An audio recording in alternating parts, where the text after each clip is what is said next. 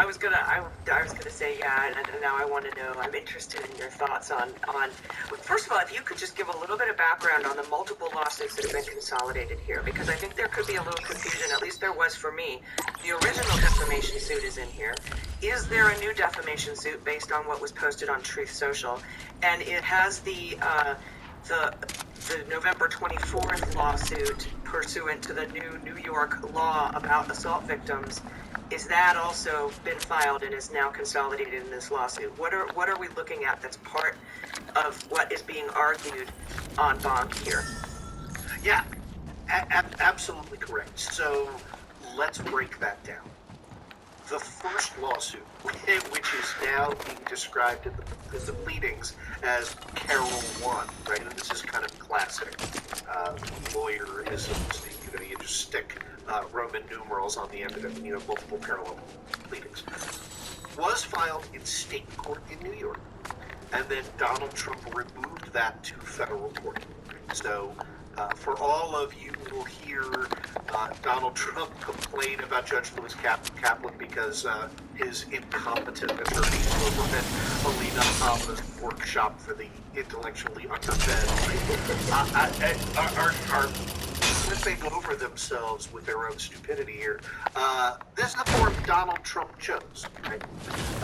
Roberta Kaplan filed the suit in state court. Donald Trump went to federal court on the basis of he lives in Florida now, right?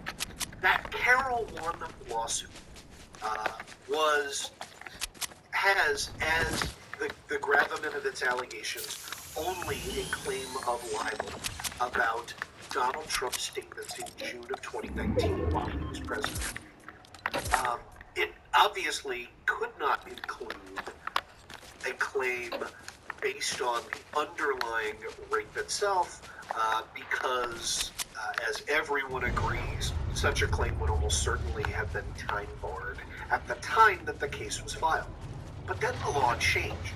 And so in 2022, right, just this year, New York enacted the Adult Survivors Act. In the Survivors Act, people who were allegedly sexually abused as adults were given a new 1-year time period to sue their alleged abusers, right? So waives that statute of limitations. And then E. Jean Carroll filed a new lawsuit. Trump's lawyers, Alina Habba sort of played this, well, we don't know who's going to represent Donald Trump in that suit. And Judge Kaplan was like, well, it's going to get consolidated into this one, so you better figure it out, Ms. Habba. And then they, very quickly were like, it's going to be us because no one else will represent this person anymore. So she brought Carroll, what's called Carroll 2, to recover damages. And that Carroll 2 suit has 2 counts of action. Right? So Carroll 1 is the original defamation. Carroll 2 is under the Adult Survivors Act. It's both. It is the claim for the alleged rape under the Adult Survivors Act and for additional libelous statements made by Donald Trump on Truth Social on October 12, 2020. Okay, so we have 2 suits. One of them is one thing, one of them is a consolidation of the other thing, and all 3 are now consolidated into one. That's exactly right. And the reason for that is because they are operating, that there's the same common nucleus of operative law and facts. As the court put it, the central issue in both Carroll 1 and Carroll 2 is exactly the same, whether Mr. Trump raped Ms. Carroll. If he did not, then Ms. Carroll's sexual assault claim in Carroll 2 and the libel claim in both cases might be fair.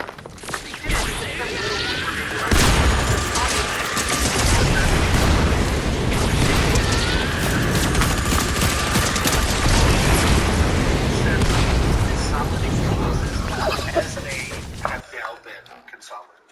Yeah, you and I talked about the fact that they would probably end up being consolidated, and for that very reason, for exactly why you just explained, how cases become consolidated in the first place. So, yeah. Yep. And then we're not going to talk about it because it's a separate legal document would require going through. But then Trump moved to dismiss the consolidated complaint.